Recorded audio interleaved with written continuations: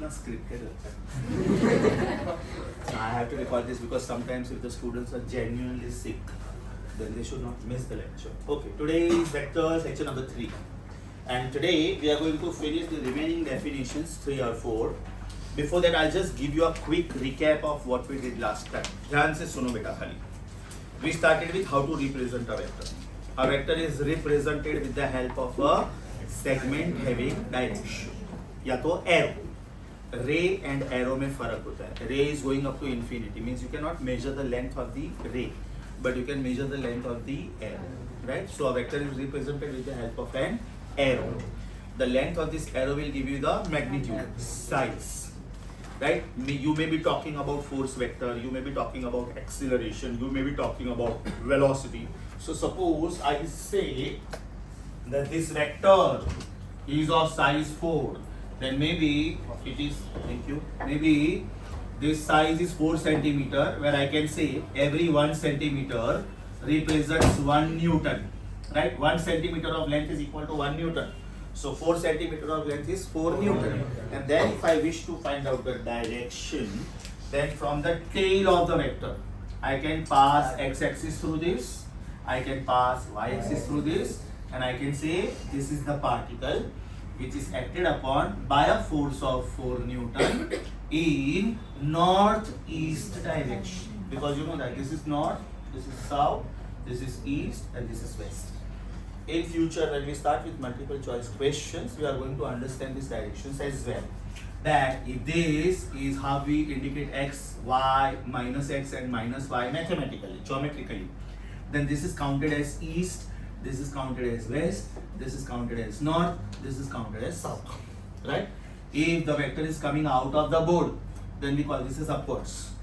And if the vector is going into the plane of the board, then downwards. Because मेरा board ऐसा है ना बेटा, लेकिन आपका बुक तो ऐसा है, तो आपके लिए अपवर्ड्स ये हुआ और आपके लिए डाउनवर्ड्स ये हुआ. सो अपवर्ड्स मतलब एंटी क्लॉकवाइज. अगर मैं एंटी क्लॉकवाइज जा रहा हूँ यहाँ से, तो मेरे लिए वेक्टर बाहर आ रहा है, लेकिन आपका बुक ऐसा है ना, तो आपके लिए वेक्टर बाहर आ रहा है. Right? So it is something like this. It is something like this. This is x axis and this is y axis. So you start moving from x and you are going to y. So when you start moving from x and when you go towards y, this is called area swept. What is it called? Area swept. Okay, this is how you are going. That means your thumb is coming towards you. Means my thumb is coming towards you. So this is z axis for me. Right? When you draw the same diagram, this is z axis for you. Because this is x axis for you, this is y axis for you. Right? Now when you go clockwise, that means you are going this way. You're starting from y-axis and you're coming to x-axis. So for me, this is pointing inwards, and for you, it is pointing downwards. So मेरे लिए inwards, आपके लिए downwards, meaning is the same. मेरे लिए outwards, आपके लिए upwards, meaning is the same. Yes, everyone. Thereafter, we spoke about different types. We spoke about equal vectors. All the students very clear about this definition, beta? What do you mean by equal vectors? Vectors of same size. What do you mean by parallel vector? Same direction. Only same direction. So can I say this is this? Yes. But this may not be this. Yes or no? All equal vectors are parallel, but all parallel vectors are not equal. Thereafter we spoke about negative of a vector. If this is the vector, can I say this is negative of the vector? That means you have to turn the vector exactly through 180. Can I say negative vector and its vector, they are always anti-parallel? This vector and its negative. Yeah, so this vector and its negative, they are anti-parallel. But anti-parallel vectors need not be negatives of each other. Yes or no? Because I might be having one vector of this size. Okay? And I might be having other vector of this size. Now check. They are anti-parallel, but they are not negatives of each other. Whereas they are anti-parallel also and negatives of each other also. Yes or no? Yes. So a vector and its negative. A vector and its negative vector. A vector and its negative vector are always anti-parallel. Right? Are always anti-parallel. But this statement is true. But this statement may not be true. After that we did co-initial vectors. What do you mean by this? Same starting point. Co-terminus vectors, same end point. Then we did collinear, lying along the same line or parallel lines. Coplanar, lying on the same plane or parallel planes. सारा definitions याद आ गया बेटा? उसके बाद में last में जाते जाते एक डेफिनेशन किया था मैंने, null vector. What is the meaning of null vector? A vector of size 0. A vector of size 0. That means when we add a vector with its negative, right? Can I say the total answer is 0 vector? Yes or no? And please be very very careful. Please be very very careful. Yeah. So what will be the direction of a zero vector? You cannot define. I told you very clearly. It's a pseudo vector. I told you it is pseudo vector because null vector means the tail of the vector and head of the vector will be exactly at the same point. So you cannot decide the direction with guarantee. That's why we say that theoretically it is possible for us to talk about that. But if somebody is asking you to draw that vector, it is not possible for you. Because however small point you draw, the person opposite to you will claim, okay, I can see this, then how can you say this is size 0? Secondly, the tip of the vector means head of the vector and the tail of the vector will be exactly at the same point. So we said that it is a pseudo vector. Certain things can be talked about theoretically because we observe them around us in practical life. But if somebody is asking us to prove this practically, it is not possible sometimes. Example, temperature of the center of the sun. You cannot practically go there and find out the temperature. It is really not possible for anyone, any device, anything. No object also can reach there, right? Because it will melt, it will be vaporized, it will be in plasma state. But still we know the temperature, right? We are going to have one law in the chapter radiation, and that is called Wien's law. Wien's means you know the wavelength of the line and you can find out the temperature. Means knowing the wavelength you can find out the temperature accurately. Is that clear? So you cannot draw this vector. अब एकदम ध्यान से सुनो बेटा. When you talk about equal vectors, or when you talk about parallel vectors, or when you talk about anti-parallel vectors, or when you talk about collinear vectors, they have to be compulsorily in the same plane. They have to be compulsorily in the same plane. ऐसा कभी नहीं हो सकता बेटा कि ये vector एक line में है, ये वेक्टर एक लाइन में, अब यहाँ पे वॉल आया और वॉल खत्म हो गया तो अभी मैंने ये वेक्टर ये और बोला ये लाइन में, सेम लाइन में. Right? If two vectors are in adjacent planes, मैं parallel planes नहीं बोल रहा हूँ, adjacent planes, right? That means they are non-coplanar, and because they are non-coplanar, they cannot be equal, they cannot be parallel, they cannot be anti-parallel, they cannot be collinear. ये compulsory condition. Co-terminus में और co-initial में आप एक बार ये explanation दे सकते हो कि सर सपोज मैंने वेक्टर्स ऐसे लिए, मतलब ये आपका बुक का कॉर्नर है, राइट? तो आपने अपना राइट हैंड यहाँ पे रखा, this is called right hand triad. तो ये पॉइंट से एक वेक्टर एक्स एक्सिस पे जा रहा है, एक वाई एक्सिस पे जा रहा है और एक जेड एक्सिस पे जा रहा है. Now you can not change the vector but you can shift the vector. तो ये वेक्टर आप यहाँ पे शिफ्ट कर सकते हो, ये वेक्टर आप यहाँ पे शिफ्ट कर सकते हो, ये सुनो, और ये वेक्टर आप यहाँ पे शिफ्ट कर सकते हो. तो you can shift them if you want, provided they are in the same plane. ये वेक्टर को बेटा मैं यहाँ से यहाँ शिफ्ट कर सकता हूँ, यहाँ से यहाँ शिफ्ट कर सकता हूँ, यहाँ से यहाँ शिफ्ट कर सकता हूँ, लेकिन यहाँ से वो वॉल पे शिफ्ट नहीं कर सकता, राइट? अगर बेटा इसको मैंने यहाँ से यहाँ शिफ्ट किया ना, I cannot call them as equal vectors because they are not in the same plane. So before I start with the lecture of the day, we were left with unit vector का definition. Today we are going to do one extraordinarily important definition, and that is position vector. Position vector, and we are going to learn some examples. We are going to have the proof of distance formula which you heard in school. Now in school you ratified this formula. You did not know the origin of this. कि ये formula आया कहाँ से? Today we are going to learn that. Is that clear? And today we are going to talk about orthogonal unit vectors. That means today we are going to do mainly three definitions. One is what is unit vector. Very much in depth. एकदम आराम से सुनना बेटा. Because this is like backbone of the chapter, right? If you understand this, then future lectures will be very easy for you. So one is going to be unit vector, next is going to be position vector, and next is going to be orthogonal unit vectors, right? Before that, I want you to have this statement in your hand written notes, आपका page number 31 के बाद hand written pages है, आपका page number 31 के बाद hand written pages है, वहां पे आ जाओ। नहीं बेटा ये नोट्स के साथ में लिखो ना, नो प्रॉब्लम। ये आपका ब्लैंक पेज है, ये आपका पेज 1, अभी तक मैंने पेज 1 सिखाया नहीं ना। पीसीएम स्टूडेंट्स को बेटा ये मैथ्स का ही पार्ट है। Everyone sitting in front of me is PCM, anybody by any chance PCB? Okay, तो बेटा पेज नंबर 1 पीसीएम स्टूडेंट्स को मैथ्स वाला टीचर सिखाएगा, पीसीबी और पीसीएम को दोनों को कॉमनली मैं भी सिखाऊंगा। I will teach you this page. Page number 1 पे आप पेंसिल से सर्कल करो, अभी एकदम बराबर से मार्किंग करना, because coming Tuesday is your DCT. In the portion of DCT is what ever pages you have ticked, because अभी लेक्चर नंबर 1 और 2 पे मैंने डीसीटी लिया नहीं था, तो लेक्चर नंबर 3 का डीसीटी, 3 के बाद का DCT will be portion of 1, 2 and 3। Okay, page number 1 pencil से सर्कल करो, turn the page please. Page number 2 upper half not taught, upper half not taught, तो उसको खाली पेंसिल से सर्कल करो। अपर हाफ पेंडिंग, जो भी मार्किंग करते हो प्लीज पेंसिल से करना। Okay, lower half done, you must know this. मतलब हो सकता है आपके एमसीक्यूज में मैं ये भी पूछूं कि व्हाट इज रूट ऑफ 5, तो उसमें मैं जानबूझ के 2.236, बाद में 2.326, बाद में 2.632 पूछूंगा, क्योंकि कॉमन सेंस है। मैं 1.414, 1.732 पूछूंगा तो कोई भी स्टूडेंट कॉमन सेंस अप्लाई करेगा कि यार root of 5 has to be more than root of 4, फिर इज टू बी 2. तो मैं उधर ऐसा सीधा 2.236 नहीं पूछूंगा, 2.236, 2.326, 2.632, 2.632, जो ऐसा कॉम्बिनेशन बना के पूछूंगा। Is that clear? You need not take this as a hint. I am just giving you an example.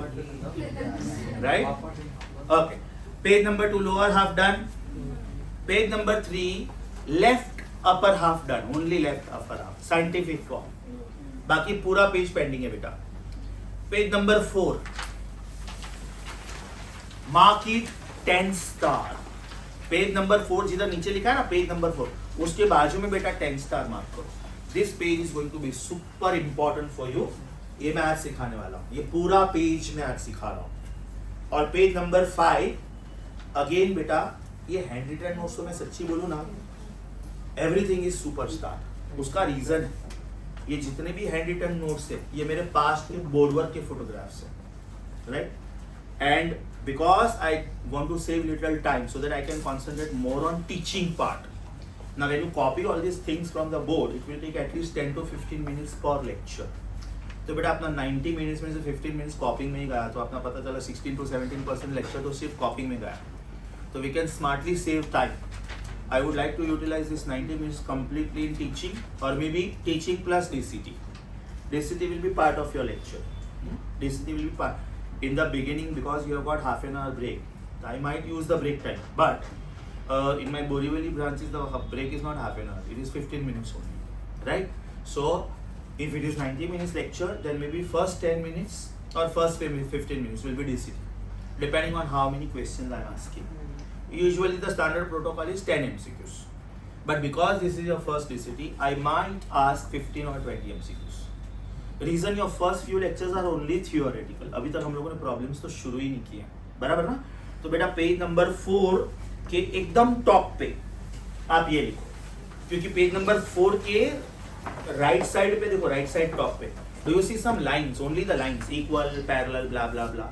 उधर मैंने डेफिनेशंस नहीं लिखे because those definitions are there in your notes, why to repeat. उधर आप ये लिखो इक्वल वेक्टर्स और parallel, page number 4 के टॉप पे लिखो। Hand written notes page number 4 के टॉप पे लिखो, इक्वल वेक्टर्स और collinear or anti-parallel or parallel, they all have to be coplanar.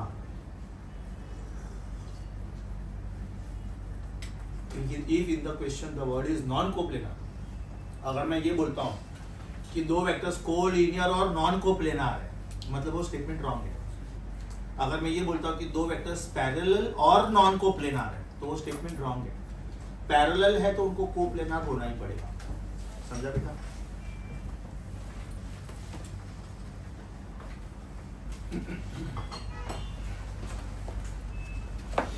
अब जब तक मैं बोलूं नहीं, आपका फोकस सिर्फ बोर्ड पे होना चाहिए। Our first definition is unit vector.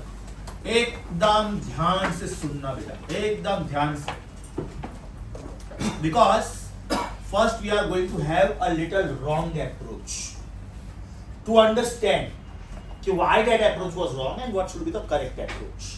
Unit vector. The word unit means its size should be equal to 1. Its size should be equal to 1. Unit means 1. Are you getting this? A unit vector is vector of size 1. Achha, what is the job of this unit vector? Its job is to explain. Its job is to explain the direction. Its job is to explain the direction. Suppose मैं ये बोल रहा हूँ बेटा कि I am walking for 5 meters.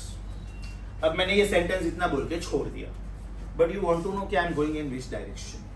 अब मैं बोल रहा हूँ कि मैं विले पार्ले स्टेशन की तरफ जा रहा हूँ, मतलब मैं प्रतीक एवेन्यू से बाहर निकला और मैं विले पार्ले स्टेशन की तरफ जा रहा हूँ. तो हम लोग विले पार्ले ईस्ट में है ना, तो ये आपके रेलवे ट्रैक्स से हम लोग ऐसे जा रहे हैं, मतलब हम लोग वेस्ट की तरफ जा रहे हैं, बिकॉज यहाँ पे जुहू सी फेस आएगा. मतलब क्या हुआ बेटा, ये ईस्ट हुआ, ये वेस्ट हुआ, और अगर ये ईस्ट हुआ, ये वेस्ट हुआ, राइट, तो मैं नॉर्थ साउथ डिसाइड कर सकता हूँ आराम से. लॉजिक समझो. तो now I want you to understand कि I am going 5 meters east. तो somebody should tell you ना कि ईस्ट का मतलब क्या. ध्यान से सुनो बेटा.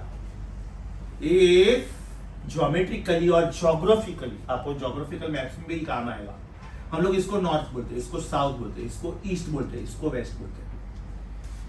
बेटा ये नॉर्थ का मतलब अपवर्ड्स नहीं है, बिकॉज मैं बोर्ड पे ये डायग्राम बना रहा हूँ, इसलिए मुझे ऐसा बनाना पड़ रहा है.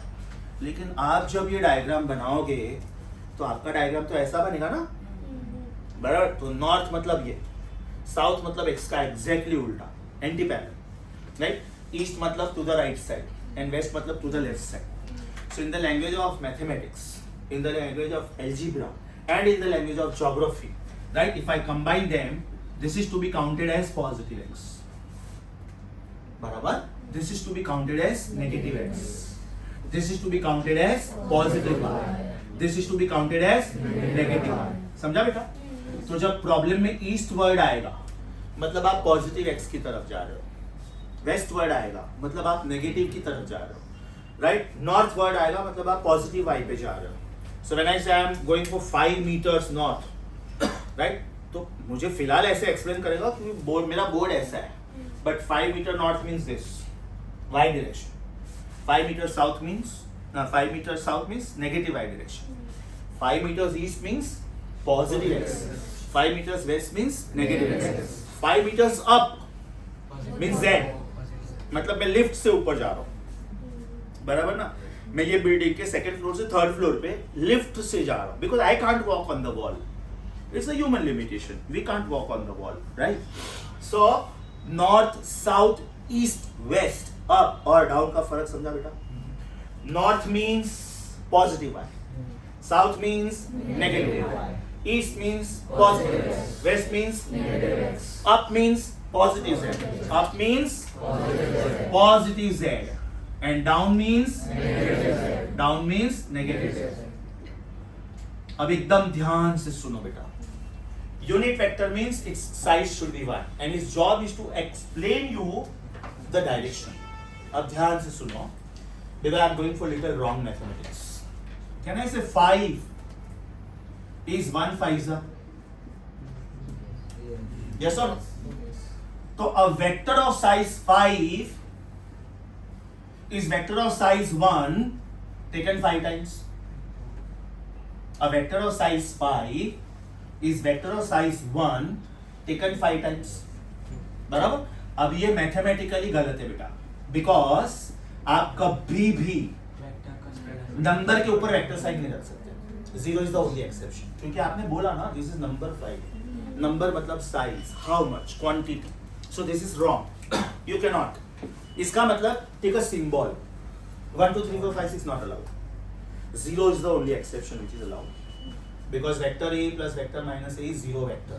और एक बात ध्यान में रखने का बेटा, scalar plus scalar is always a scalar, right? Likewise vector plus vector should always be a vector. इधर मैं प्लस के बदले माइनस भी लिख सकता हूँ, इधर मैं प्लस के बदले भी माइनस भी लिख सकता हूँ. Scalar plus scalar is always a scalar. Scalar minus scalar is always a scalar. Vector plus vector is always a vector. Vector minus vector is always a vector. Scalar plus minus vector is senseless.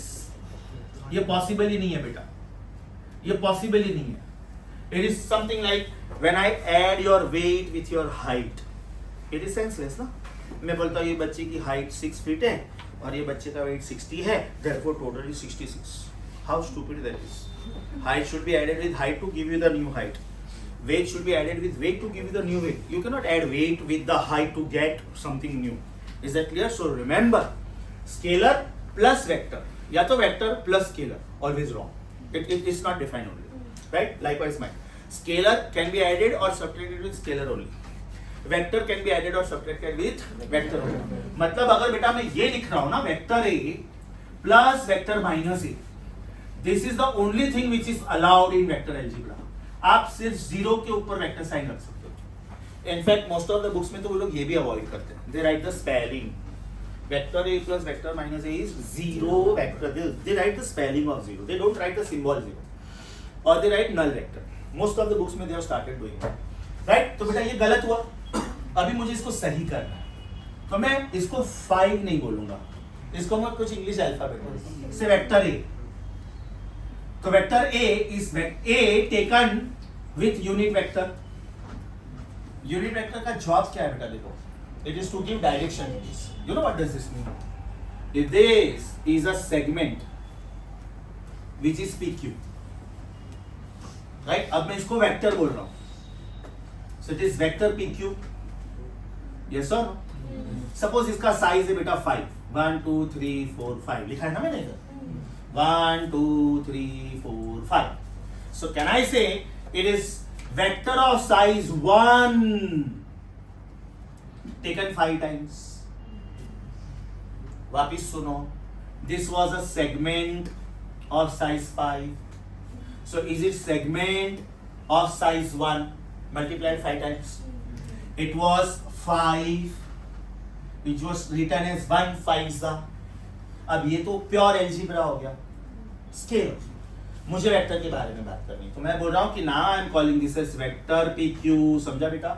P initial point, Q final point. तो can I say it is this vector whose size is 1 taken 5 times because this is 1, this is 2, this is 3, this is 4, this is 5. तो मैंने इसको कैसे लिखा? Vector of size 5 is vector of size 1 taken 5 times. Because we know that scalar into vector is a vector. तो ये हुआ unit vector. But ये मैंने रॉन्ग बोला. क्यों रॉन्ग बोला? आपको 1 के ऊपर वेक्टर साइन रखना अलाउड नहीं है, तो ऑब्वियसली आपको 5 के ऊपर भी वेक्टर साइन रखना अलाउड नहीं है. तो ये रूल आउट हो गया. अभी मैं इसका नाम दे रहा हूँ 5 नहीं. चलो let me call this as vector A. So if vector A is this vector, is it vector 1 taken a times? A वन सा A, B वन सा B, Q वन सा Q, 5 वन सा 5, तो A वन सा A, राइट? तो ये बेटा अभी भी रॉन्ग हुआ. क्यों रॉन्ग हुआ? बिकॉज अभी भी 1 के ऊपर वेक्टर साइन है, अभी भी 1 के ऊपर वेक्टर साइन है. तो this is still little wrong. पहला वाला तो कंप्लीटली रॉन्ग था, पहला वाला कंप्लीटली रॉन्ग था. दूसरा भी रॉन्ग है. क्यों रॉन्ग है? इसकी वजह से रॉन्ग है. ये बेटा बुक्स में नहीं लिखता वो लोग, ये बुक्स में नहीं लिखते, इसलिए स्टूडेंट्स को बाउंस हो जाता है. ये क्यों रॉन्ग था? 2 चीजों की वजह से रॉन्ग था. ये भी रॉन्ग था और ये भी रॉन्ग था. तो पहले तो नंबर के ऊपर वेक्टर साइन नहीं रख सकते, तो चलो हम लोगों ने नंबर एलिमिनेट किया, उसके बदले सिंबल लिया. तो सिंबल के ऊपर वेक्टर साइन हो सकता है, लेकिन अभी भी 1 के ऊपर वेक्टर साइन है. So how to make this correct? Therefore we write vector A is unit vector of vector A taken A times. ये कौन है बेटा? Vector of size 1. अब आप 1 के ऊपर वेक्टर साइन नहीं रख सकते थे. आप कौन से वेक्टर की बात कर रहे हो? What is the name of that vector? तो इसको क्या बोलने का? Vector A. क्या बोलने का? इसको क्या बोलने का? Magnitude of vector. क्या बोलने का? Magnitude of vector. समझा बेटा? Magnitude of vector A, that is, इसको आप ऐसे भी लिख सकते थे, ए वेक्टर मॉड, और इसको आप क्या बोलोगे? वेरी गुड, यूनिट वेक्टर किसका? Of vector A, unit vector of vector ए। मतलब 3 सिंबल्स है, तीनों ए है, एक के ऊपर कुछ भी नहीं है, एक के ऊपर कैप है और एक के ऊपर वेक्टर है। तो जिसके ऊपर कुछ भी नहीं है वो कौन है? Magnitude of vector. जिसके ऊपर कैप है वो कौन है? और जिसके ऊपर वेक्टर का साइन है वो कौन है? वेक्टर खुद। इसका मतलब क्या हुआ मालूम है? बेटा बेटा सपोज इसका साइज 6 है, हाँ, तो इसको मैं 6 इक्वल पार्ट्स में इमेजिन करता हूं, राइट? तो द स्मॉलेस्ट साइज इज 1, तो can I say it is size 1 starting from the tail of the vector to the head of the vector taken 6 times, right? तो बेटा इसका जो वेक्टर यूनिट वेक्टर बनेगा वो इसकी हाइट के हिसाब से बनेगा, क्योंकि इसका हाइट 6 फीट है, बराबर? अब इसका हाइट 5 फीट 6 इंचेस है, तो इसको मैं उस हिसाब से 5.6 से डिवाइड करूंगा ताकि मेरा आंसर बना है। तो इसका यूनिट वेक्टर और इसका यूनिट वेक्टर सेम नहीं हो सकता है। क्यों नहीं? क्योंकि वो दोनों सेम नहीं। लॉजिक समझा? तीसरा स्टूडेंट है, 1 2 3, you can clearly make out these 3 heights are different. मतलब ये 3 अलग अलग वेक्टर्स है बेटा, क्योंकि उनका साइज सेम नहीं है, यस और नो? तो उनका अपना अलग अलग यूनिट वेक्टर होगा। If this is vector A, तो इसका unit vector is A cap, sit down. Vector B, B cap which is different from A cap. Vector C cap which is different from A and B. Logic समझा बेटा? तो what is the meaning, simple meaning of unit vector? सोच के बोलो, मुझे unit vector बोलना है, मुझे यूनिट वेक्टर बोलना है। From this can I make out that unit vector can be written like this? Unit vector of any vector is vector upon its size. Vector A is unit vector of vector A into A. तो मुझे बेटा A cap ढूंढना है ना, मैं unit vector की बात कर रहा हूं, राइट? तो what is unit vector of any vector? It is vector upon its size, या तो मैग्नीट्यूड। अच्छा, what is the second style of writing this? Can I right this is vector A upon mod of vector A, yes और no? आप खाली ए को mod of vector ए भी लिख सकते थे। तो what is the meaning of unit vector? Vector upon its size. Vector upon its size. Is that clear? Yes. Right? इसको और ज्यादा अच्छे से समझेंगे हम लोग when I write orthogonal unit vectors and when I write position vector. Trust me, मैं second और थर्ड डेफिनेशन के बाद वापिस इधर आपको लेके जाऊंगा and you will say yes sir, ये तो बहुत इजी था। फिलहाल मुझे सिर्फ इतना समझाओ, ये क्यों रॉन्ग था? दो जगह पे गलती था, दो जगह पे, यहाँ पे भी और यहाँ पे। फिर हम लोगों ने थोड़ा उसको रेक्टिफाई किया, तो ये थोड़ा ठीक था, लेकिन गलत तो ये भी था। फिर हम लोगों ने और उसको ठीक किया। Which vector are we talking about? So unit vector को सेम सिंबल देंगे। सपोज आप इधर b लिखते हो, तो vector b is b cap into b. Q vector is q cap into q. Logic समझा बेटा? Super sure. Now there is something called orthogonal unit vectors. Ortho का मतलब होता है म्यूचुअली, ऑर्थोगोनल का मतलब होता है in fact mutually perpendicular unit vectors, and they are very simple to understand, very simple to understand.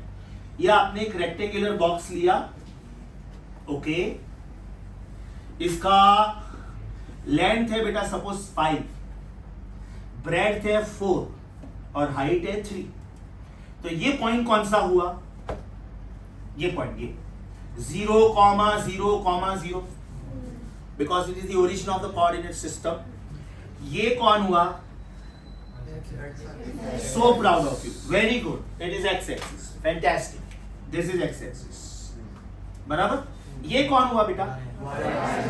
Brilliant.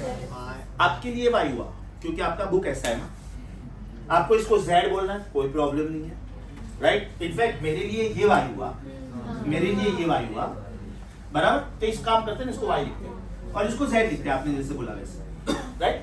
मेरे लिए ये एक्स एक्सिस हुआ, ये वाई एक्सिस हुआ, मतलब ये जेड एक्सिस हुआ जो आपकी तरफ आ रहा है। मतलब अगर मैं यहाँ पे एक रेक्टेंगुलर बॉक्स रखता हूँ तो ये उसका एक्स कोऑर्डिनेट होगा, ये उसका वाई कोऑर्डिनेट होगा और ये उसका जेड कोऑर्डिनेट होगा, बराबर। तो आप भी ऐसे सोचो कि आप भी नयन सर की तरह लिख रहे हो, राइट। मान लो आपने अपना बुक ऐसे नहीं रखा है, आपने अपना बुक ऐसे रखा है नयन सर की तरह, तो ये एक्स हुआ, ये वाई हुआ और ये जेड हुआ, मतलब इसका थिकनेस जेड हुआ। No problem, very simple to understand. Whenever you write any point, ये मैं पॉइंट लिख रहा हूं इधर, तो मैं इसको कैसे लिखूंगा बेटा? x, y, z, बराबर। अब मुझे ये बोलना है आपको कि मैं x डायरेक्शन में 5 मीटर चल रहा हूं। How will I make you understand कि मैं x डायरेक्शन पे ही चल रहा हूं? Very simple. Unit vector along x axis is I cap और I वेक्टर, छोटा I, बिकॉज बड़ा I letter is reserve for impulse. So X axis का यूनिट वेक्टर का फिक्स नाम है यूनिवर्सली, सारे बुक्स में, वर्ल्ड के सब बुक्स में। You may be belonging to any country, you may be a scientist from any country, you may be a mathematician from any country. I cap और I vector is the unit vector along x, y axis पे it is j, and z axis पे it is k. So who are I, j and k? They are unit vectors respectively along x axis, y axis, z axis. अब बेटा मुझे ये बोलना है आपको कि I am walking for 5 meters along x, तो मैं क्या लिखूं? Nayan search displacement vector is plus 5i। लेकिन मुझे ये बोलना है कि I am walking 5 metres along negative x, so Nayan search displacement is -5i। इसका मतलब ये नहीं हुआ कि मैं -5 मीटर चला, नो। ऊपर वाले को कैसे लिखते हैं? It is 5 times plus i, और नीचे वाले को कैसे लिखते हैं? It is 5 times -i। So minus sign does not indicate the size. Nayan sir ऐसे भी चलते तो 5 मीटर चलते हैं, नयन सर ऐसे भी चलते तो 5 मीटर ही चलते। तो how can I cover negative distance? I am covering distance along negative direction. Logic समझा बेटा? तो जब मैं -i लिखता हूं, ये -5i का मतलब ये नहीं है कि मैं x एक्सिस पे -5 मीटर चला। ये -5 मीटर चलना क्या होता है? How can you walk negative distance, right? So that plus minus sign goes with the direction. तो बेटा पहले वाले का मतलब क्या हुआ? नयन सर 5 मीटर्स ईस्ट में गए।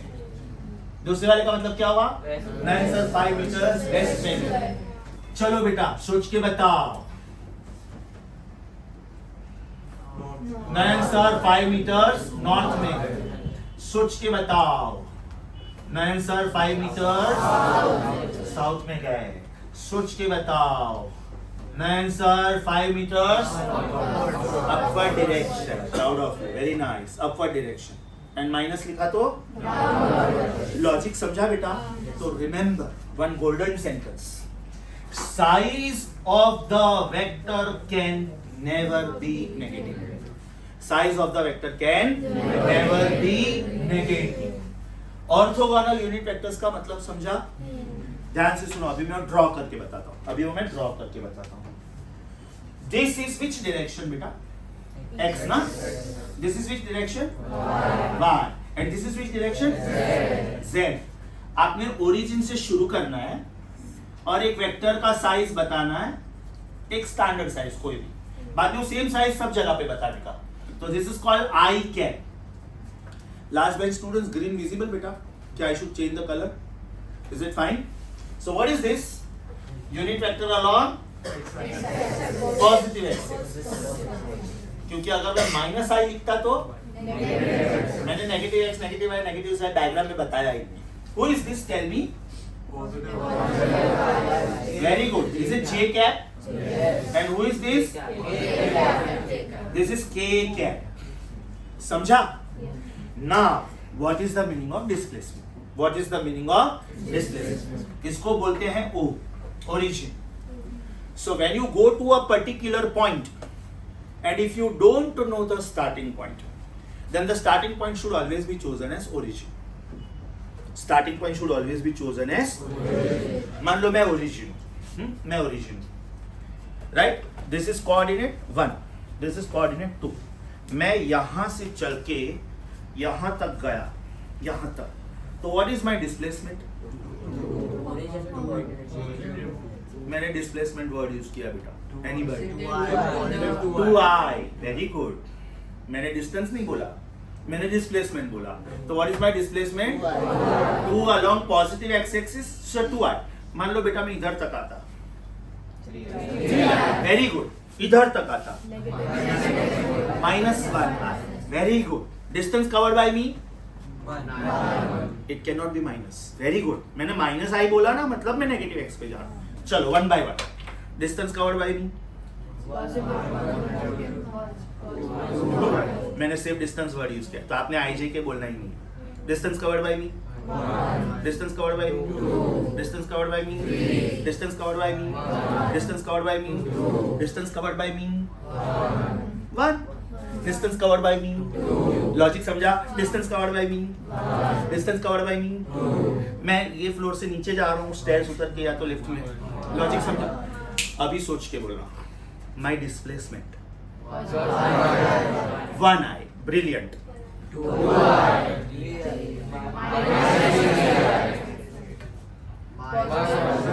1j, क्योंकि ये आपके लिए y एक्सिस है. ये बेटा एग्जाम्पल दे रहा हूँ, मतलब अगर मैं इसको पॉजिटिव y गिनूं तो, अगर मैं ऑडियंस हूँ, मैं आपके साइड पे हूँ, हाँ, तो ये अपने लिए y हुआ ना, अब हम सबके लिए y हुआ. ठीक है, मैं आपके साइड पे हूँ, तो बेटा इधर 1i, 1j, right, 2j. Logic समझा? x डायरेक्शन पे जाओगे तो क्या बोलने का? That size into i. Size 1, very good, 3i, fantastic. -2i, अभी डिस्टेंस 1, 2, 3, 1, 2, 1. ये 0 था, ये 1 था, ये 2 था, तो ये डिस्टेंस 1. डिस्टेंस कभी भी नेगेटिव नहीं बोलने का. Distance can not be negative. Displacement 1i, very good. -2i, fantastic. Fantastic. +3i, बराबर. ये y direction. 1j, 2j,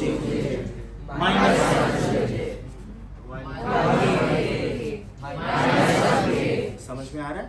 So when I don't give you the starting point, your starting point is 0 if it is 1 dimension, 0, 0 if it is 2 dimension, and 0, 0 if it is 3 dimension. अब थोड़ा tricky question है बेटा, सोच के बोलना. Displacement 1g, therefore displacement 1i also and 1j also, so 1i plus 1j, दोनों लिख. समझा? चलो displacement 2i, displacement 1j, very good. Displacement 1i also and 1j also, so it is i plus j. Logic समझा? अभी मैं draw करके बता रहा हूँ. We will go 1 by 1. पहले सिर्फ x एक्सिस, सिर्फ y एक्सिस, सिर्फ z एक्सिस, फिर xy plane, yz plane, xz plane, and then xyz space. ठीक है बेटा? आप ऐसे 2 मीटर चल रहे हो, 2 मीटर अलोंग x. आंसर बोलो. Proud of you. आप ऐसे बेटा 2 मीटर चल रहे हो, या तो इसको एक काम करते हैं, 3 मीटर बोल देता हूं, तो ये 3i हुआ. इसका लॉजिक है, मैं जानबूझ के ऐसे कर रहा हूं. ओके, इसको बेटा मैं 4 मीटर बोल रहा हूं अलोंग y एक्सिस, 4j. हाँ, अभी आप ऐसे भी 3 मीटर नहीं चल रहे हो और आप ऐसे भी 4 मीटर नहीं चल रहे हो. आप इधर हो, मतलब ये कोऑर्डिनेट क्या हुआ? 3,4 मतलब आपने अभी इसके बारे में मुझे बताना है। तो is it combination of 3i also and 4j also? ना आपका आंसर सिर्फ 3i है, ना आपका आंसर सिर्फ 4j है, मतलब आपका आंसर क्या है बेटा? 3i प्लस 4j, दोनों। लॉजिक समझा? What is the meaning of 3i? Your displacement along x direction is 3 and then your displacement along y direction is 4, so your net displacement is 3i plus 4j. अब एकदम खतरनाक चीज सुनो, आप इधर नहीं जा रहे हो, आप इधर जा रहे हो, means you are a bird, you are flying. See, you and me can go this way or this way or this way. Means we can go along x or along y or in xy plane. You and me cannot go in xz plane. You and me cannot go in yz plane because we cannot walk on the walls. If I tell you to go from here to the fan directly, you are not a Spider-Man. Please understand that. Are you getting this? Right? But bird can do this. An insect can fly. Cockroach can fly. Go from here to there directly. मतलब हमको तो in general displacement के बारे में सोचना पड़ेगा ना. I cannot go from here to fan directly. I can take a help of helicopter. I can take a help of plane. I am not going, so what? I can't fly, so what? I can make myself fly using something. So I can reduce my traveling time. Logic समझा? तो अभी बेटा मैं क्या लिख रहा हूँ ध्यान से सुनो. ये पॉइंट कौन से उसमें था? एक्सिस पे था, प्लेन में था कि स्पेस में था? बिकॉज दो कोऑर्डिनेट्स थे इसके. यस और नो? तो अभी मैं बेटा इसको ऐसे लिख रहा हूं, P 3,4,5. राइट? तो वेक्टर कैसे लिखने का ध्यान से सुनो. मैंने आपको एक ही पॉइंट दिया, दूसरा पॉइंट दिया ही नहीं, तो क्या लेने का? Origin. Very good. Origin 2 dimension में क्या होता है? 0,0. तो 3 डायमेंशन में क्या होना चाहिए? 0,0,0.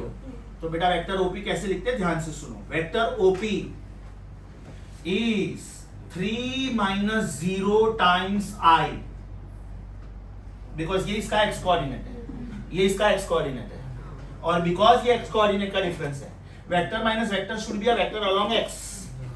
तो this is 3 minus 0 times I. I am super sure next वाला आप मुझे दे सकते हो.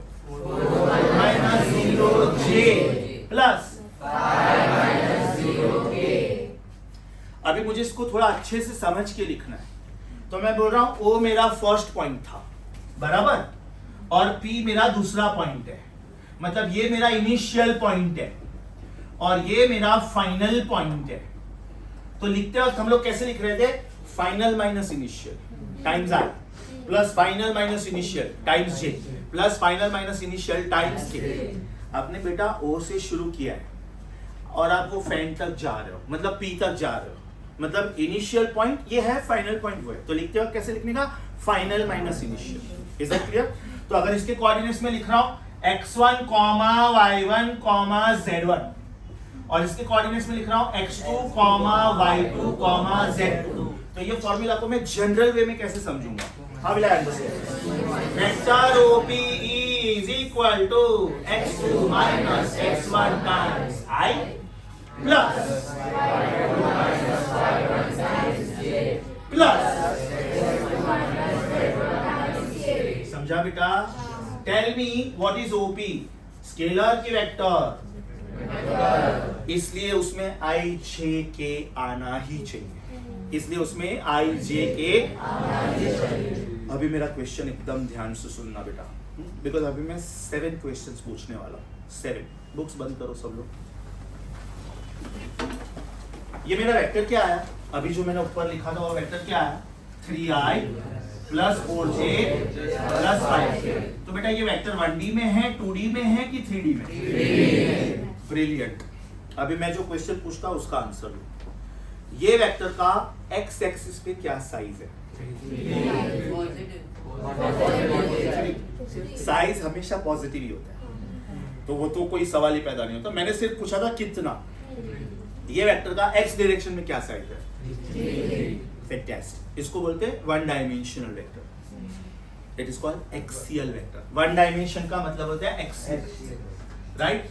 टू डायमेंशन का मतलब होता है प्लेनार, राइट. टू डायमेंशन का मतलब होता है planar vector because it is in a plane.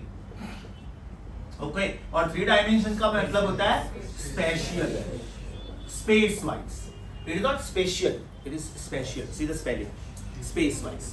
तो बेटा इसका 7 आंसर्स चाहिए मुझे, 7. उसमें से पहले 3 इजी है.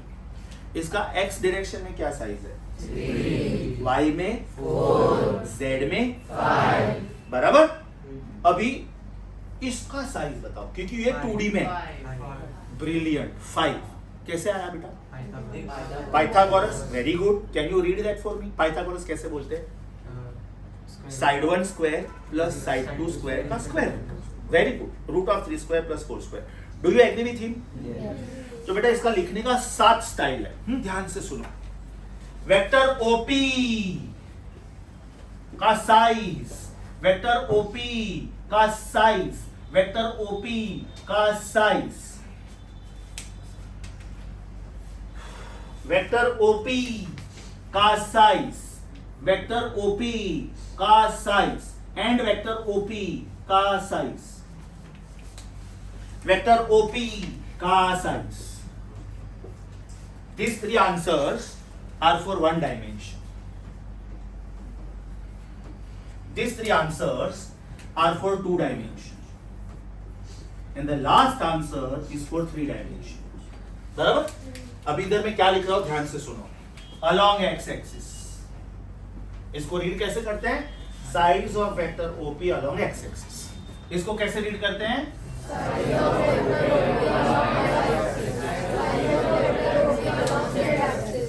This is size of vector OP in xy plane. This is size of vector OP in yz plane. And this is size of vector OP in xz plane. And last one is size of vector OP in x, y, z space. पहला वाला एकदम easy बेटा. क्या बोला है मैंने? x, y और z को भूल जाओ. है ही नहीं. They don't exist. तो बेटा ये क्या हुआ? Proud of you. Next one. 4. Very good. 5. Very easy. Super sure. चलो बेटा एक्स वाई प्लेन. अभी इसने जो आंसर दिया कैसे किया आपने? कैसे किया? Square root of X coordinate का स्क्वायर एंड वाई कोऑर्डिनेट का स्क्वायर. तो is it root of 3 square plus 4 square? Is it root of 25? That means 5. ये बेटा लास्ट तक कवर हो रहा है? बोर्ड हो रहा है ना? ओके. YZ प्लेन आप ट्राई करो. YZ प्लेन आराम से बेटा. ये आपका वेक्टर है. ये YZ को like 4 square plus 5 square square root. Perfect perfect. Very good very good. Is it root of y square plus z square? Is it root of 4 square plus 5 square? Is it root of 41 बेटा? Should this answer lie between 6 and 7? Because 6 का square is 36, 7 का square is 41. समझा बेटा आपको? ये answer negative हो सकता है क्या? कभी भी नहीं होता है. Size of vector is never negative. Never. क्योंकि जब आप स्क्वायर करोगे, मैं 5 मीटर ऐसे चल रहा हूँ. जब मैं 5 मीटर ऐसे चलता हूँ तो मैं इसको लिखता हूँ 5 times minus I. It is not minus 5 I this way. मतलब मैं ये बोल रहा हूँ पॉजिटिव एक्स डायरेक्शन में मैं -5 मीटर चल रहा हूँ. -5 मीटर क्या होता है? मतलब मुझे ये बोलना चाहिए कि मैं 5 मीटर नेगेटिव एक्स डायरेक्शन में चला. वेरी गुड बेटा. चलो आप एग्जैक्ट ट्राई करो.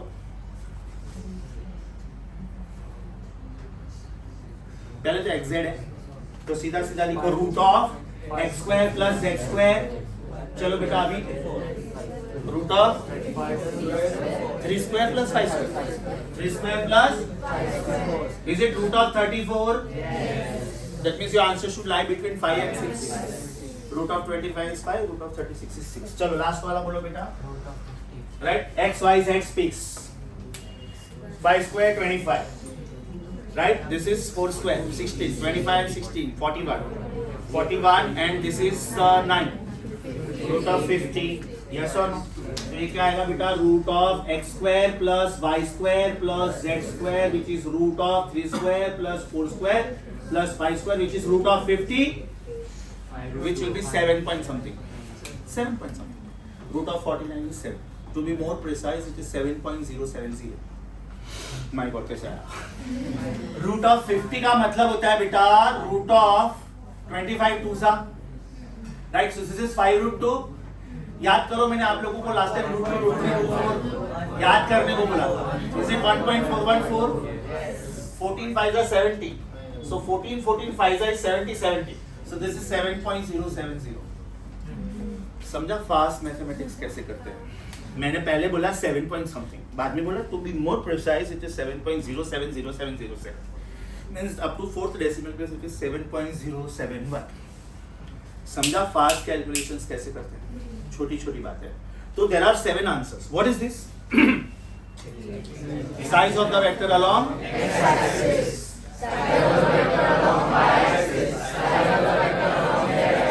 They are called axial vectors. समझा बेटा? Because they lie on one axis. Next वाला. Size of vector along along नहीं बोलने का, in बोलने का. Sorry. Size of vector in x-axis. इसको आप क्या बोलोगे? बराबर. और लास्ट वाला बराबर. मैंने आपको इसमें एक कोऑर्डिनेट दिया और एक दिया ही नहीं, तो जो नहीं दिया आपने क्या लिया? 0,0,0. बराबर. अब मैंने आपको दोनों कोऑर्डिनेट्स दिए, दोनों. ध्यान से सुनो बेटा. पहले तो इसका रीड करने का स्टाइल समझो. आपने इसको रीड कैसे किया? Final minus initial times I plus final minus initial times J plus final minus initial times. तो ये कौन? डिस्टेंस की डिस्प्लेसमेंट. डिस्प्लेसमेंट क्योंकि आई जे के आया, तो इसको क्या बोलते हैं बेटा? डिस्प्लेसमेंट वेक्टर या तो फिर position vector, because it gives you idea about position of the particle. So what is the meaning of position vector? Position vector is the one which gives us the idea about position of the particle. This is position of the particle along x. Position of the particle along y. Position of the particle along x. Position of the particle in xy plane. मतलब you should say 3i plus 4j. खाली ये दो ही बोलने का, तीसरा नहीं बोलने का. Position of the vector in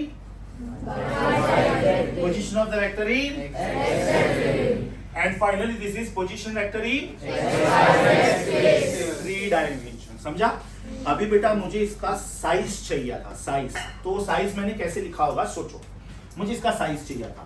OP vector का size is x2 minus x1 का square plus y2 minus y1 का square plus Z2 minus Z1 का square root, and this answer can never be negative.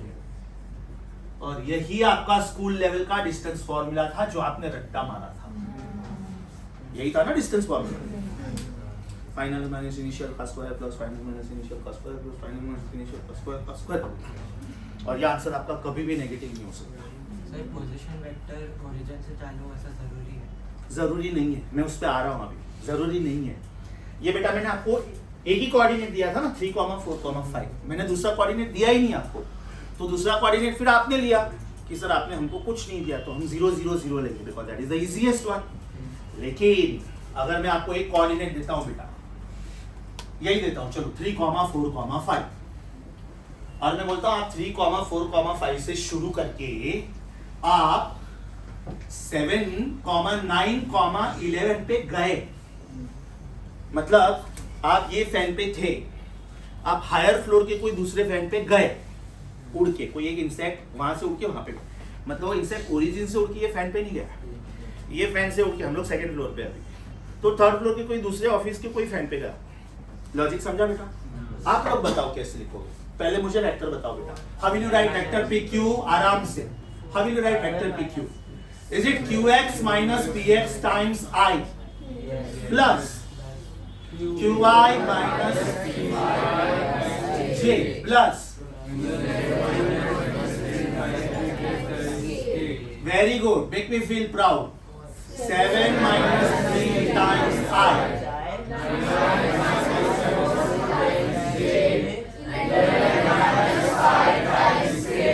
एक काम करते, इसको थोड़ा cute करते थे हम लोग. 3, 4, 5 है ना, इसको मैं कर देता हूँ 4, इसको मैं कर देता हूँ 9, इसको मैं कर देता हूँ 6, इसको मैं कर देता हूँ 8 और इसको मैं कर देता हूँ 10। तो अभी क्या हो गया? 6 माइनस 3, 8 माइनस 4, तो ये आंसर क्या हो गया बेटा? ऐसा मैंने क्यों लिखा मालूम?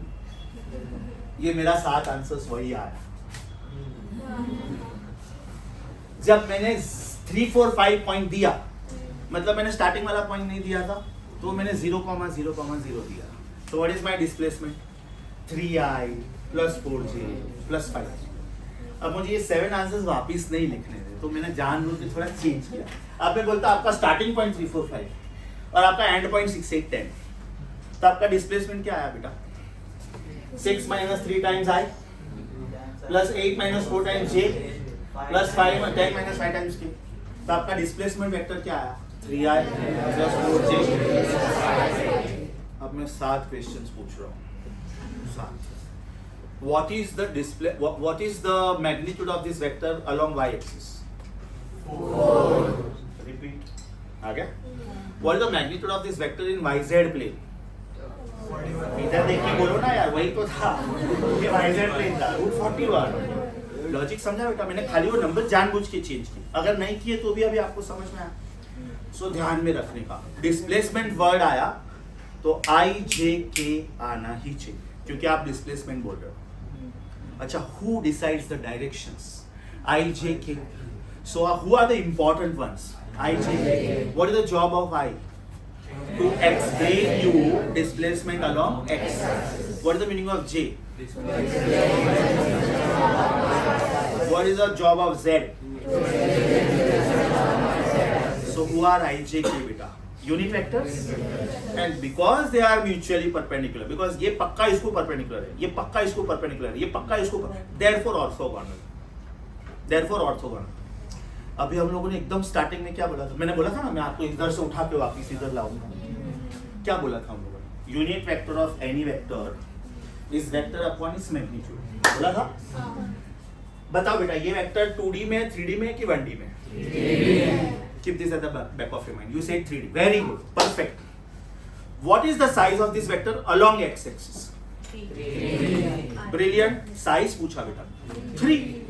3. इसका मतलब ये वेक्टर कौन है? 3i plus 4j plus 5j. अब मैं आपको पूछ रहा हूँ कि what is the unit vector of this vector along x? What is the unit vector of this vector along x? I बोला ना आपने? Very good. इधर आ जाओ बेटा, देखो आपने क्या बोला। आपने बोला I। अभी I कैसे किया आपने? 3i upon 3। एक minute. What is x component of this vector? 3. X component of this vector is 3. Okay. What is vector along x direction? Brilliant. 3i upon 3। अभी मैं दूसरा क्वेश्चन पूछ रहा हूँ, सोच के बोल रहा हूँ। What is this vector along y direction? Get up. Last bench student, get up. I did not want to say this because the recording is on, but don't worry, you are not visible. The camera is facing me, right? There is another camera which is facing you, and I can prove that at 10:07, right, on 13th of June, 12th of June, you were sleeping. And I can send this evidence to your father and suspend you from my class. And I'll make sure that you are fired from chemistry and maths also. You want me to do that? Don't worry, you are not seen. But if I go for anti-parallel vector of this, you will be seen. And you will go viral. मैं तो बहुत बदनाम हूँ। करो। सोने के लिए आता है इधर। You know how much your father is spending on me? Lakhs of rupees. मैंसेटर की फीस पता है? जाके डैडी को पूछ लेना। और बाद में तो 100 रुपया अपनी मेहनत पे कमा के बता। Then you will understand what your father is doing for you, what your mother is doing for you. You are an idiot. Don't worry, you are not recordable. Huh? People will not come to know whom I am talking to. Next time I will not tolerate this. You decide, all of you. You want Jolly Golly Nayan sir, you want Khadus Nayan sir. I can play both the roles very nicely. In my practical life, I am very jolly golly. Seriously, I am telling you. right? Seriously, I'm telling you.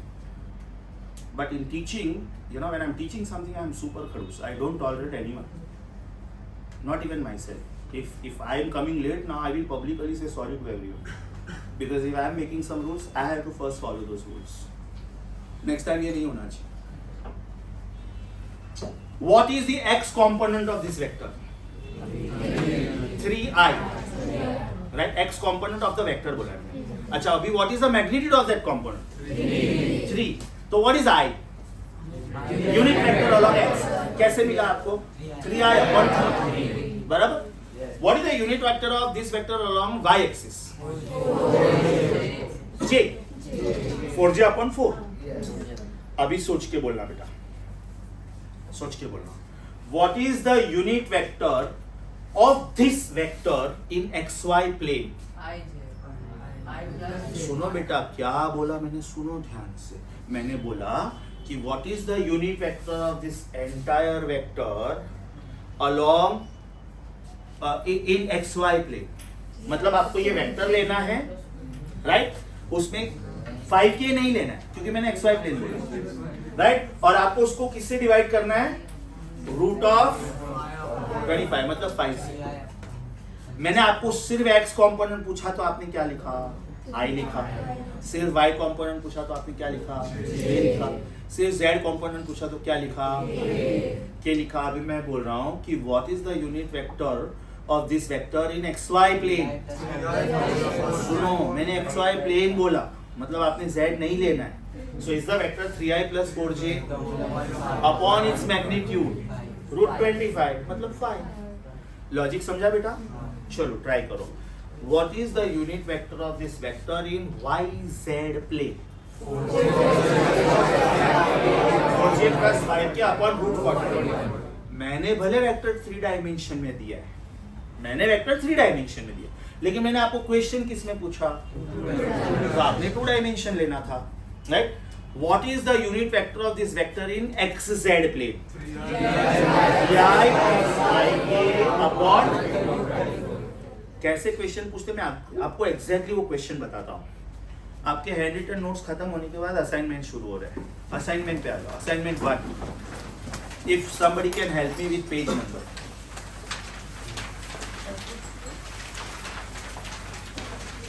Page number 43 पे आ जाओ बेटा. Page number 43. उसमें आप question number 6 read करो. Page number 43 पे आया, सब लोग ऊपर लिखा है टाइटल असाइनमेंट 1. उसमें आप क्वेश्चन 6 रीड करो. मैंने क्वेश्चन किस में दिया?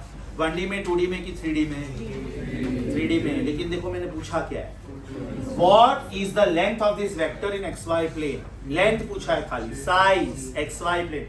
तो बेटा xy plane मतलब ये ना, it should be root of x square plus y square, root of 3 square plus 1 square. should it be root 10? बराबर. अभी सोचो ये सेम क्वेश्चन में चेंज करके आपको साइज इन yz प्लेन पूछूं तो क्या आंसर आएगा? रूट 5. बराबर. क्वेश्चन 11 देखो, सेम क्वेश्चन था, मैंने खाली स्मार्टली xy को चेंज करके yz कर दिया और आपका आंसर चेंज हो गया. समझा एग्जामिनर क्या करता है? आपको ऐसा फील करवाएगा कि अरे नयन सर ने ये तो सैटरडे पढ़ाया था और संडे अपने एग्जाम में आ गया. पता चला नयन सर ने एक माइनर सा ट्विस्ट किया है. जो रट्टा मार के गए वो मर गए क्योंकि मैंने थोड़ा सा क्वेश्चन ट्विस्ट किया. क्वेश्चन 6 और 11 का लैंग्वेज देखो बेटा, एक फर्क है, सिर्फ एक फर्क. वेक्टर सेम है, बराबर. क्वेश्चन 6 में xy प्लेन में उसका मैग्नीट्यूड पूछा है और क्वेश्चन 11 में yz. अच्छा मान लो मैं xyz में इसका साइज पूछता, xyz में should it be root 14? Root of 3 square plus 1 square plus 2 square ना, रूट 14 हुआ ना बेटा. तो वो मैंने पूछा आपको वेक्टर का ओवरऑल साइज 3 डायमेंशन. आप एक काम करो, क्वेश्चन 6 में जो लास्ट ऑप्शन है रूट 15, उसको आप रूट 14 कर दो. You know what does this mean? Question एक ही है, इसमें से मैं 7 क्वेश्चंस बना सकता हूँ. What is the size of this vector along x axis, y axis, z axis, xy plane, root 10, yz plane, option में होगा देखो रूट 5, xz प्लेन, रूट 13. एक काम करो, फर्स्ट ऑप्शन को रूट 13 कर दो, ये समझ में आ रहा है मैं क्या कर रहा हूँ? ऑप्शन इतने क्लोज सेट करूंगा ना कि अगर आपने क्वेश्चन बराबर से नहीं पढ़ा तो गए काम। लॉजिक समझा बेटा? एग्जाम में नया कुछ नहीं करता है, एक ही क्वेश्चन के आगे पीछे खेलते रहता है और बाद में उसके खाली नंबर्स चेंज करते हैं। समझा? श्योर? अभी ध्यान से देखो, मैंने 3 डेफिनेशंस कवर कर लिया। 1 मिनट, यूनिट वेक्टर क्या था? बुक्स बंद करो प्लीज। यूनिट वेक्टर क्या था? Unit vector is the one whose size is 1 and its job is to give direction without changing the magnitude. It gives you the direction. Why? Because anything into 1 is always the same thing. Anything into 1 is always the same. If you multiply any number with 1, that number is not changing. But because you are using the word vector, unit vector, it gives the direction. मतलब अगर मैं I vector का help लूं तो मैं कौन से direction की बात कर रहा हूं? X, J, K, minus I, minus J, minus K. Can I say magnitude of a vector can never be negative? Size of the vector can never be negative. And how to read the size of the vector? Size of the vector is given by square root of sum of squares of components. Components मतलब x, y and z. ये बेटा square root हो गया, ये सम हो गया, ये squares हो गया, ये x कंपोनेंट हुआ, ये y कंपोनेंट हुआ, ये z कंपोनेंट. समझा? How to understand magnitude of a vector? Very important. Magnitude of the vector is given by, बोलो, square root of sum of squares of rectangular components. अब इसको rectangular क्यों बोलते हैं? Because ये rectangular box था. अभी इसको मैं 3 डायमेंशन में बनाया तो बेटा ये rectangular box है. तो आपने ये I, J और K किधर बनाया? X, Y और Z पे बनाया. So they are called rectangular components. आप खाली components बोलोगे तो भी ठीक है, rectangular components बोलोगे तो ज्यादा सही है. चलो once again, what is magnitude of a vector? Magnitude of a vector is square root of sum of squares of rectangular components, and it can never be negative. And it can never be negative. Can the vector be negative? No. Yes. But size of the vector can never be negative. Language ध्यान से सुनने का बेटा. मैं इतना घुमा फिरा के पूछूंगा ना आपको कि you will be tempted to give some answer. It is something like a game of कागड़ो उड़े, फिश तरे, कागड़ो उड़े, फिश तरे. मैं 5 बार पूछा, फिर 6थी बार कागड़ो कागड़ो लाइन से बोला, तो आप बोलोगे कागड़ो तरे. कागड़ो means क्रो, fish means मछली, right? तो मैं ऐसे जानबूझ के पूछूंगा. What is anything into 1? मालूम था, same. मैं इतना इंस्टेंटली पूछूंगा ना कि you will be tempted to give the answer. मैंने क्या पूछा था? What is anything into 1? किसने बोला 1? That means 5 into 1 is 1. 5. So what is anything into 1? That thing, not anything also. 5 into 1 cannot be 3. What is anything into 1? What is anything upon 1? Same thing. What is anything plus 1? One more. What is anything plus 0? Same thing. What is anything upon 0? Not defined. Fast बोलने का है. और exam में ध्यान रखो. What is anything into 1? He's L. हाँ? Same number. Anything into 1 is the same number. Not anything. और मैं चैलेंज मार के बोलता हूँ. ये मैंने आपको बोला, अभी आप अलर्ट हो. नेक्स्ट टाइम मैं वापस पूछूंगा, आप वापस गलती करोगे. Because it comes instantaneously. Exam के टाइम पे बेटा अपना साइकोलॉजी ऐसा ही होता है. हम वो क्वेश्चन पढ़ के गए, लेकिन एक एग्जाम का थोड़ा सा फोबिया होता है. जब आप संडे एग्जाम दोगे और जब आप एकदम फाइनल एग्जाम दोगे, फाइनल एग्जाम के टाइम पे आपको पता है कि एग्जाम से मेरा इंजीनियरिंग का सीट डिसाइड होने वाला है, तो उधर हम लोग फेंका नहीं मार सकते. संडे एग्जाम छोड़ना यार, कौन सा काउंट होने वाला है, लिख के आते कुछ तो ज्यादा से ज्यादा क्या होगा, 0 मिलेगा. रॉन्ग लिख के भी 0 मिलने में, नेगेटिव मार्क है नहीं सीईटी में. जेडब्ल्यू की बात है तो अलग है. तो फाइनली बोल, व्हाट इज एनीथिंग अपॉन 1? सोच के बोल रहा है. गुड, सोच के बोल रहा है. 2 सेकंड ज्यादा लो, नो प्रॉब्लम, बट सोच के आंसर लो. समझा? Open your book. मैं जो सीक्वेंस में बोलता हूँ वो सीक्वेंस में पढ़ने का.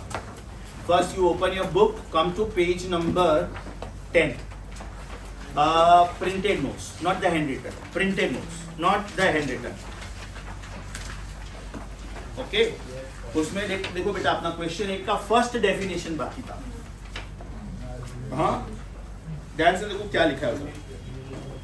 A unit vector is the one which is having magnitude unity, right? और उसमें बाद में मैंने ये भी लिखा है कि along with this you read question 17 also. तो question 17 में orthogonal unit vectors होगा, right? अच्छा इधर एक छोटा सा सेंटेंस लिखो क्वेश्चन नंबर 8 का 1 में, उधर its job is to explain the direction. Its job is to explain the direction. अब बेटा अगर आपको ये लिखना है तो आप लिख लो, जस्ट फॉर योर अंडरस्टैंडिंग. हाँ, ये गलत है.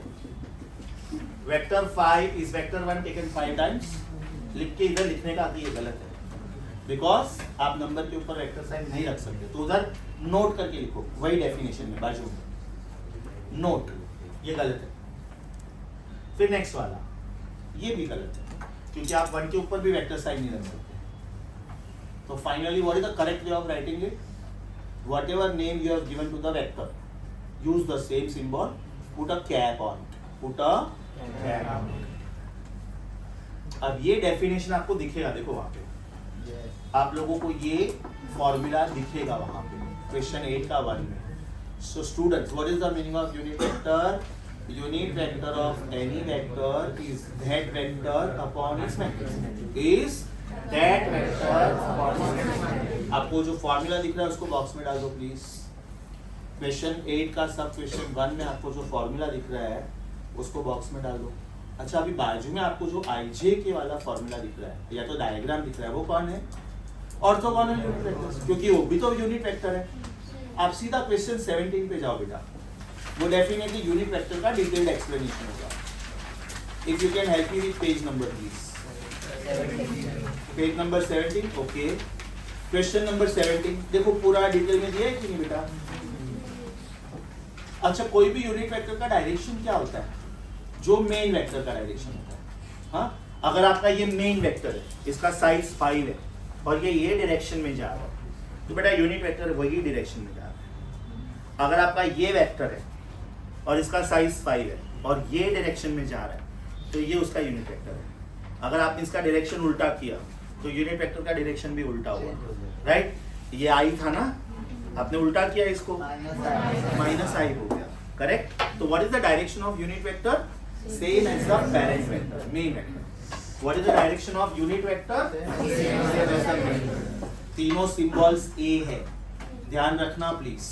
इसका मतलब वेक्टर, इसका मतलब यूनिट वेक्टर ऑफ वेक्टर, और इसका मतलब साइज ऑफ वेक्टर. तीनों सिंबल का मतलब अलग अलग.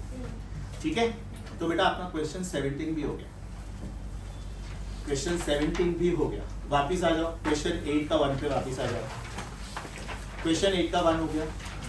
क्वेश्चन 8 का 2 लास्ट टाइम हो गया था, नल वेक्टर. क्वेश्चन 1 का 8 बाकी था, 8 पोजीशन वेक्टर. अब बेटा वहां तो पोजीशन वेक्टर सिर्फ 2 डायमेंशन में एक्सप्लेन किया. मैंने तो पूरा गाना लिखा है, देखो बोर्ड पे इतना सारा डिटेल्स एक्सप्लेन किया, राइट? समझ में आया? बुक में वो लोग इतना सा देते हैं, तो फाइनली अपनी फीलिंग क्या होती है? भारत माता मुझे कुछ नहीं आता. इन डेप्थ इतना चाहिए. आप अपनी एनसीईआरटी की बुक देखोगे ना बेटा, चारों बुक्स एक दूसरे के ऊपर रखोगे, इतनी होगी. और मैं इतने बुक्स देने वाला हूँ, ऐसे में 15 से 16 बुक्स देने वाला हूँ. तो यू कैन इमेजिन कि actually how much should be taught. Is that clear? अभी बेटा आप क्वेश्चन 8 का 8 टिक करो, हो गया पोजीशन में, और वहां पे बाजू में लिखो to understand this topic in depth. To understand this definition in depth. To understand this definition in depth, refer handwritten pages 4 and 5. Refer handwritten pages 4 and 5. तो बेटा एक फर्स्ट डेफिनेशन पेंडिंग था, वो हो गया, टिक किया आपने. एक पेंडिंग था, वो टिक किया. 11th पे आ जाओ, 11th definition, page 12, definition 11, orthogonal unit vectors. Read करो बेटा, रीड करो एक बार उसको. Who are I, J and K? They are unit vectors along x axis, y axis and z axis respectively. बराबर? xi upon x will give me I. yj upon y will give me j. zk upon z will give me k. That means vector upon its magnitude give me. अभी उधर लिखो बेटा. To understand this in depth. To understand this in depth. refer handwritten notes page 4 and 5 again. मतलब कोई भी article बेटा एकदम in depth समझना है ना तो एक बार मेरे हैंड रिटन नोट्स पे चले जाने. This hand written notes I have given in printed form so that you save lot of time in copying. अब सोचो बेटा ये सब कॉपी करना है आपका मिनिमम 15 मिनट जाएगा. तो why should I sacrifice my teaching time of 15 minutes rather than that you just concentrate on what I am explaining. Printed notes में ऑलरेडी मैंने दे दिया. अच्छा प्रॉब्लम क्या आता है मालूम है जब आप कॉपी करते हो कहीं ना कहीं आपका फोकस हटता है. तो आप शायद कोई चीज़ गलत कॉपी करते हो या तो कोई चीज़ छूट गई. फिर एग्जाम के टाइम पे या तो गलत चीज़ पढ़ते हो और गलत चीज़ लिख के आते हो या तो जो छूट गई हो मालूम ही नहीं. ये तो मैंने ही नोट्स में दे दिया तो there is no question of leaving it unless and until you ignore it. Right and you are no one to ignore physics mind you. Physics will ignore you. Remember that subject is bigger than you.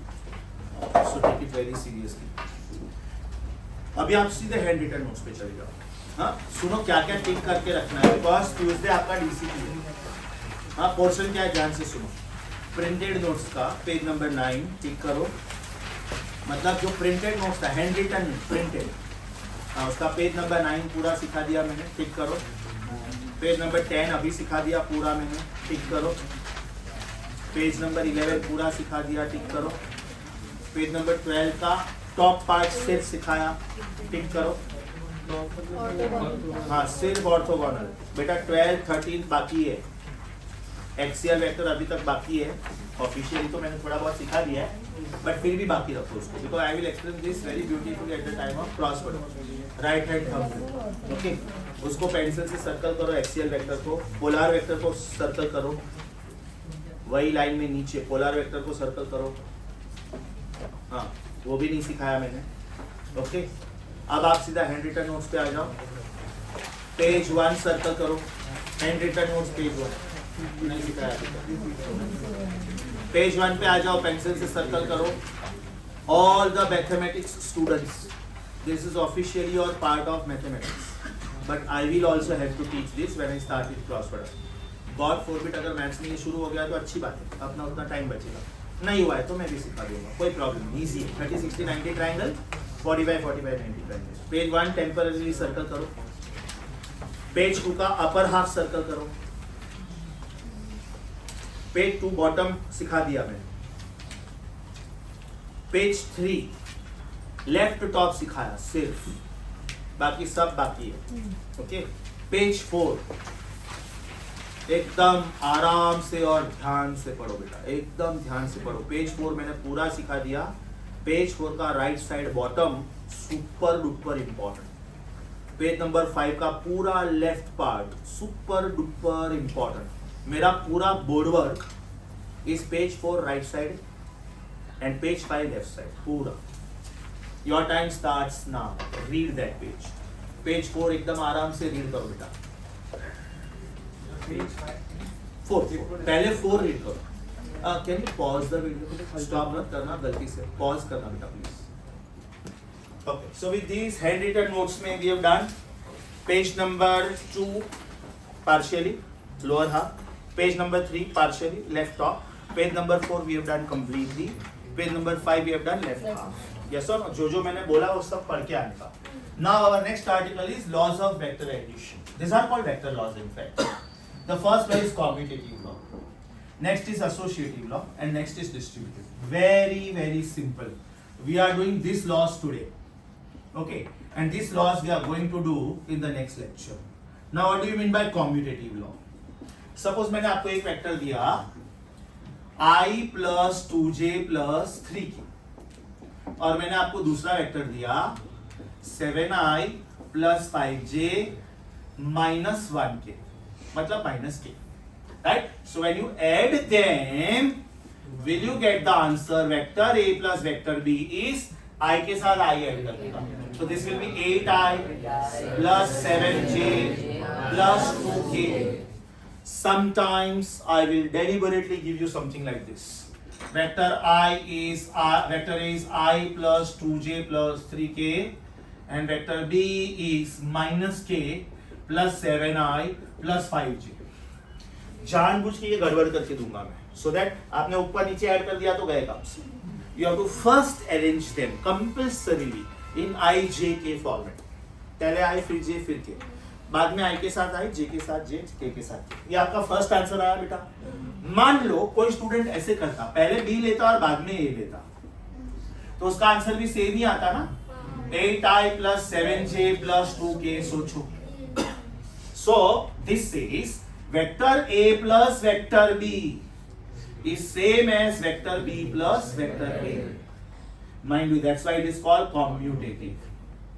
Please note, vector a plus vector a minus vector b will not be equal to vector b minus vector a. करके देखना, vector a minus vector b और vector b minus vector a का sign एकदम उल्टा है. It is so simple as this. When I write 2 plus 3 or 3 plus 2, do I get the same answer? Yes. So we say addition is commutative. जब आप उल्टा पुल्टा लिखते हो फिर भी आपका आंसर सेम आता है, that is called commutative. लेकिन अगर मैं 2 minus 3 equal to 3 minus 2 लिखता हूँ तो ये गलत है, ये गलत है, because left hand side minus 1 और right hand side plus 1. If I write 2 into 3 and 3 into 2, ये correct है. But if I write 2 upon 3 and 3 upon 2, ये wrong है. So we say in algebra we say addition is commutative, subtraction is not, multiplication is commutative, division is not. लेकिन ये algebra हो गया. हम लोग अभी algebra की बात नहीं कर रहे, हम लोग अभी vector algebra की बात कर रहे हैं. तो the first law is called commutative law. The first law is called commutative law. समझा बेटा? Associative law में मैं आपको एक और वेक्टर दूंगा, एक और वेक्टर दूंगा. मान लो मैंने आपको दिया 2i plus 2j plus 2k, बराबर. तो अभी बेटा आपका vector a plus vector b में वेक्टर c ऐड करो, और या तो फिर vector b plus vector c में वेक्टर a ऐड करो, तो आपका आंसर सेम आएगा. और आपका फाइनल आंसर क्या होगा? ये मेरा फाइनल आंसर था ना, 8i plus 7j plus 2k, उसमें ये ऐड करूंगा मैं. सो 10i plus 9j plus 4, right? So when you write it like this, mind you, bracket plays very important role. मैं अगर इसको ऐसे बोलता ना flat, vector a plus vector b plus vector c is vector a plus vector b plus vector c, तो आप मन में हंसोगे मेरे पे कि सर इसमें क्या है, हमको भी मालूम है, राइट? लेकिन बेटा अगर मैंने ऐसे लिखा ना तो इसका मतलब अलग होता है. This is called BODMAS rule. This is called BODMAS rule. मैं अगर फ्लैट ऐसा बोल दूं ना 2 plus 3 plus 5 is 2 plus 3 plus 5, तो आप बोलोगे सर इसमें कौन सी बड़ी बात है. लेकिन बेटा अगर मैंने ऐसे लिखा ना तो you have to do it this way only. Bodmer's rule says that you have to solve the bracket first. So left hand side is 5 plus 5, but right hand side is 2 plus 8. भले दोनों बाद में 10 equal to 10 आया, but bracket plays very important role. It is something like when you speak a sentence, आप कहाँ पे halt लेते हो वो बहुत important होता है. ध्यान से देखो, मैं ऐसे बोल रहा हूँ, vector a plus vector b plus vector c is equal to vector a plus vector b plus vector c. Flat बोला मैंने, लेकिन अभी मैं ऐसे बोल रहा हूँ, vector a plus vector b plus vector c is vector a plus vector b plus vector c. You see what I see? तो जहाँ पे मैंने halt किया वहाँ पे ब्रैकेट खत्म किया. It is something so important. I am speaking one Hindi sentence क्योंकि उसका हिंदी में ही मजा है. हाँ? अगर हिंदी में नहीं समझा तो मुझे बोलना देना. यहाँ थूकना नहीं, फुल स्टॉप. थूकने वाले को सजा होगी. अभी जिनको हिंदी नहीं समझा उनका ये सेंटेंस का मतलब था don't spit here, the one who spits will be punished. ये सेंटेंस का मतलब ये हुआ. सेंटेंस क्या था? यहाँ थूकना नहीं, फुल स्टॉप. थूकने वाले को सजा होगी.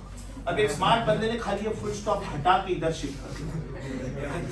कुछ वर्ड चेंज नहीं, कुछ नहीं. यहाँ थूकना नहीं, थूकने वाले को सजा. सोचो बेटा, मैंने एक वर्ड चेंज नहीं किया, मैंने सिर्फ फुल स्टॉप का लोकेशन चेंज. मराठी में एक सेंटेंस है, आपण यांना पाहिलत का. इसका मतलब होता है have you seen this person. किसी का बच्चा खो जाता है ना तो ऐसे टीवी में ऐड देते लापता, और बाद में बोलते आप अगर इसने किसी ने ढूंढ लिया तो हम लोग 10 लाख का प्राइज दे. किसी का फैमिली मेंबर खो गया है, बराबर. अभी सोचो यही सेंटेंस ऐसे लिखा तो आपण यांना पाहिलत का के बदले आपण यांना का पाहिलत. Why you have seen this person, meaning change हुआ. तो बेटा bracket plays very important role, and this is called BODMAS rule. This is called, तो this is called associative law. जब आप इसको ऐसे लिखते हो देन this is called associative law. समझा? Finally distributive law, very simple, ये आपने स्कूल में किया हुआ है. What is A times B plus C? Is it AB plus AC? That means you are distributing A to B also and to C also. Vectors में ये कैसे लिखने का? What is vector A B C? अब ये दो में से तीन में से कोई भी दो को ऐड करो. सपोज मैंने B और C को ऐड किया और इधर मैंने डॉट प्रोडक्ट का साइन डाला या तो क्रॉस प्रोडक्ट का साइन डाला. Then it is written like A bar dot B bar plus A bar dot C bar या तो फिर क्रॉस. Is that clear? तो this is called distributive law. This is called. Book open करो बेटा, page 11. No sorry, printed notes page 11 नहीं होगा शायद, 12 होगा. पेज 13, पेज 13 का लास्ट 3 लाइन में से सेकंड लास्ट और थर्ड लास्ट देखो. पेज 13 का सेकंड लास्ट लाइन देखो बेटा. Is it this? Is it this? Box में डालो, बॉक्स में डालो. This is called associative law. उसके जस्ट ऊपर वाला लाइन देखो. Is it this? This is called competitive law. अच्छा, डिस्ट्रीब्यूटिव लॉ वहां पे प्रिंट नहीं हुआ है तो आपको चाहिए तो पेज 13 का लास्ट में एकदम नीचे ये लिख लो बेटा. इसको बोलते हैं डिस्ट्रीब्यूटिव लॉ. इसको बोलते हैं डिस्ट्रीब्यूटिव लॉ. इसको बोलते हैं distributive law.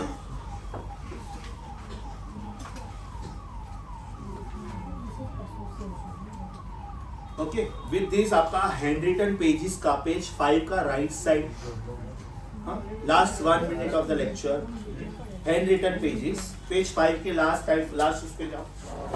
Are you on hand written pages? Page 5 उसका बेटा राइट साइड देखो, राइट साइड. उसमें आप सिर्फ बॉक्सेस पे फोकस करो, बॉक्सेस पे, राइट साइड पे नीचे आपको एक बॉक्स दिखेगा A plus B, B plus A.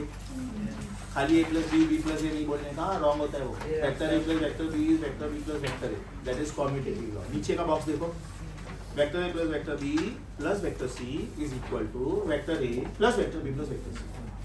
That is called associative law. Tick करो उसको. Page number 6 hand written. No 7 left bottom. Page number 7 left bottom. Sir page number 5 का ऊपर ऊपर वाला पार्ट नहीं किया. हाँ, पेज नंबर 7 का लेफ्ट साइड पे बॉटम के 2 लाइंस चेक करो बेटा. Is it distributive? Is it distributive? Understood the lecture of the day? Very interesting. This chapter is very interesting but very naughty at the end. Very tough. You have to be very alert. रोज का रोज पढ़ के see what is the day today? Saturday you are meeting Satyen sir. Tuesday you are my visiting. Revise everything and come.